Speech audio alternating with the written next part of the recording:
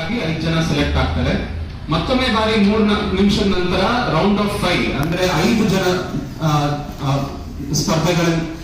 ಸ್ಪರ್ಧೆಗಳಿಂದ ಸ್ಪರ್ಧೆಗಳ ಭಾಗವಹಿಸ್ತಾರೆ.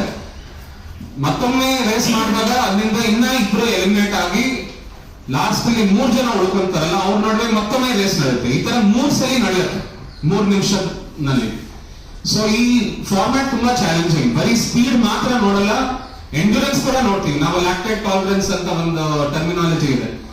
ನಮ್ಮ ಶರೀರದಲ್ಲಿ ಲ್ಯಾಕ್ಟಿಕ್ ಆಸಿಡ್ ಜಾಸ್ತಿ ಆಗ್ತಾ ಇರುವಾಗಲೇ ನಾವು ಮತ್ತೊಮ್ಮೆ ರೇಸ್ ಮಾಡೋದು ತುಂಬಾ ಕಷ್ಟ ಆಗುತ್ತೆ. ಆದ್ರೂ ಅದನ್ನ ಟಾಲರೇಟ್ ಮಾಡ್ಕೊಂಡು ಯಾರು ತುಂಬಾ ಚೆನ್ನಾಗಿ ಪದೇ ಪದೇ ಹೈ ಸ್ಪೀಡ್ ನಲ್ಲಿ ರೇಸ್ ಮಾಡಬಹುದು ಅನ್ನೋದು ಅದೇ ಈ ಫಾರ್ಮ್ಯಾಟ್ ನ ಚಾಲೆಂಜ್. ಇನ್ಫ್ಯಾಕ್ಟ್ ಈ ನಮ್ಮ ದೇಶದಲ್ಲಿರೋ ಟಾಪ್ ಒಲಿಂಪಿಯನ್ಸ್ ಶ್ರೀಹರಿ ನಟರಾಜ್ ಆಗ್ಲಿ, ದಿನಿಲಿ ದೇಸಿಂಗು ಅವರಾಗ್ಲಿ, ಎಲ್ಲರೂ ತುಂಬಾ ಈ ಫಾರ್ಮ್ಯಾಟ್ ಬಗ್ಗೆ ತುಂಬಾ ಇಷ್ಟಪಟ್ಟು ಈ 4ನೇ ಎಡಿಷನ್ ನಲ್ಲಿ ಭಾಗವಹಿಸ್ತಾ ಇದ್ದಾರೆ. ಅದು ಬಿಟ್ಟು ಸ್ಕಿನ್ಸ್ ಫಾರ್ಮ್ಯಾಟ್ ಬಿಟ್ಟು ನಾವು normal long course events, 100 metre event, 400 metre freestyle, ಈ ಎಲ್ಲ ಇವೆಂಟ್ಸ್ ಕನ್ವೆನ್ಷನಲ್ ಫಾರ್ಮ್ಯಾಟ್ ಅಲ್ಲಿ ನಾವು ನಡೆಸ್ತೀವಿ. ಓಕೆ, ಅದರಲ್ಲೂ ಗೋಲ್ಡ್, ಸಿಲ್ವರ್, ಬ್ರಾನ್ಸ್ ಮೆಡಲ್ ಸಿಗುತ್ತೆ, ಪ್ರೈಸ್ ಮನಿ ಕೂಡ ಸಿಗುತ್ತೆ. ಈ ವರ್ಷ ಅಡಿಷನಲ್ ಆಗಿ ನಾವು ಇಂಟ್ರೊಡ್ಯೂಸ್ ಮಾಡಿರೋದು 100 ಮೀಟರ್ ಇಂಡಿವಿಜುವಲ್ ಮೆಡ್ಲೆ ಅಂತ. ಜನರಲಿ 200 ಮೀಟರ್ ಇವೆಂಟ್ಸ್ ನಡೆಯುತ್ತೆ. ಇಂಡಿವಿಜುವಲ್ ಮೆಡ್ಲೆ ಅಂದ್ರೆ 4 ಸ್ಟ್ರೋಕ್ ಈಜುವಂತ ಸ್ಪರ್ಧೆ. ಮೊದಲನೇದಾಗಿ ಬಟರ್ಫ್ಲೈ, ಆಮೇಲೆ ಬ್ಯಾಕ್ ಸ್ಟ್ರೋಕ್, ಆಮೇಲೆ ಬ್ರೆಸ್ಟ್ ಸ್ಟ್ರೋಕ್, ಆಮೇಲೆ ಫ್ರೀ ಸ್ಟೈಲ್. ಈ 4 ಸ್ಟ್ರೋಕ್ಸ್ ಒಂದೇ ಇವೆಂಟ್ ನಲ್ಲಿ ಸ್ವಿಮ್ ಮಾಡ್ತಾರೆ ಸ್ಪರ್ಧಿಗಳು.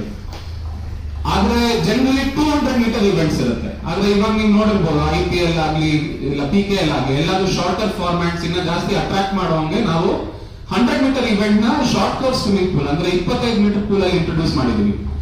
ಇನ್ಫ್ಯಾಕ್ಟ್ ಒಳ್ಳೆ ವಿಷಯ ಏನಂದ್ರೆ ನಮ್ಮ 300 ಜನ ಸ್ಪರ್ಧೆಗಳಲ್ಲಿ ಸುಮಾರು 220 ಜನ 100 ಮೀಟರ್ IM ಆಯ್ಕೆ ಮಾಡ್ಕೊಂಡಿದ್ದಾರೆ.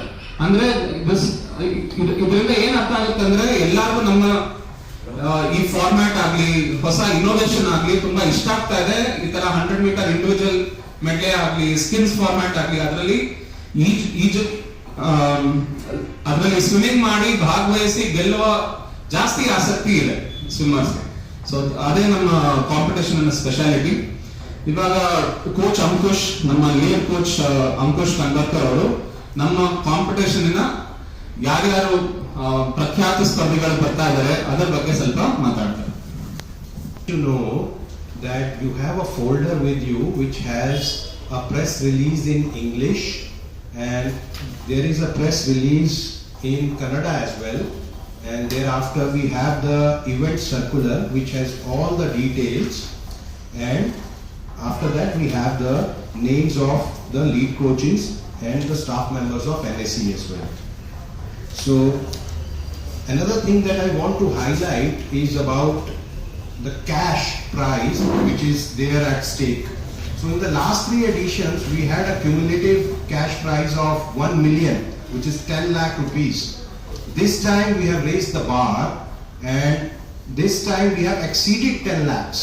So there is a new category in the form of most valuable swimmer award for both the genders. So it carries a kitty of 50,000 rupees, 25,000 per head, 25,000 for a male swimmer, 25,000 for a female swimmer. So this has been added and the entire cumulative prize money has exceeded 1 million. So this is a unique tournament which offers this kind of prize money to the Indian swimmers.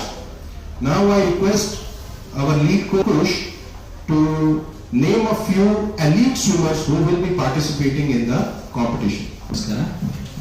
ಈಗ recent ಅಲ್ಲಿ ನಡೆದಿದ್ದು Olympic swimming competition ಅಲ್ಲಿ ನಮ್ಮ ದೇಶದಿಂದ ಭಾಗವಹಿಸಿದವರು ಶ್ರೀಹರಿ ನಟರಾಜು ಮತ್ತೆ ದಿನಿಲಿ ದೇಸಂದು ಅವರು ಈ competition ಅಲ್ಲಿ ಭಾಗವಹಿಸ್ತಾ ಇದ್ದಾರೆ. ಮತ್ತು 3 ತಿಂಗಳ ಹಿಂದೆಗಡೆ ಏಷ್ಯನ್ ಚಾಂಪಿಯನ್ಶಿಪ್ ಆಯಿತು. ಅದರಲ್ಲಿ ನಮ್ಮ ದೇಶದಿಂದ 19 ಸ್ವಿಮ್ಮರ್ ಅನ್ನು ಆಯ್ಕೆ ಮಾಡಿದ್ರು ಇಂಟರ್ನ್ಯಾಷನಲ್ ಟೂರ್ನಮೆಂಟ್ಗೆ. ಆ 19 ಸ್ವಿಮ್ಮರ್ ಅಲ್ಲಿ most of the 16 to 17 swimmers ಈ ಸ್ಪರ್ಧೆಯಲ್ಲಿ ಭಾಗವಹಿಸ್ತಾ ಇದ್ದಾರೆ. ಅದೇ ರೀತಿಯಾಗಿ ನಮ್ಮ ದೇಶದಲ್ಲಿ ನ್ಯಾಷನಲ್ ರೆಕಾರ್ಡ್ ಹೋಲ್ಡರ್ಸ್ ಯಾರ್ಯಾರಿದ್ದಾರೆ ಅವರು ಈ ಸ್ಪರ್ಧೆಯಲ್ಲಿ ಭಾಗವಹಿಸ್ತಾ ಇದ್ದಾರೆ.